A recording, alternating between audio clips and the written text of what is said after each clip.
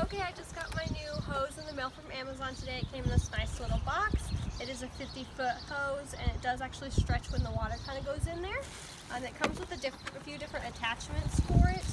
So here's like some tape, and then it also has a hook in case you don't have one on the side of your house. You can always use that. So that's really cool.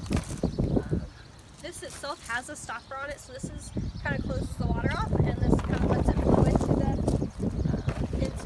spout. And then it has different modes. So if I sprayed it, this is kind of like a shower mode, cone, kind of like a jet, more high powered, soaker, angle, mist,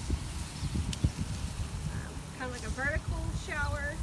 It comes from the center, a full stream, a flat, and then back to the shower. So it has multiple different modes. And you can even use this little silver piece here to kind of put that down, and that will just do it so you don't have to hold the handle down. And then you can always release that, so if you want to manually do it yourself, you can. But a really cool, really neat hose. Try it out for yourself and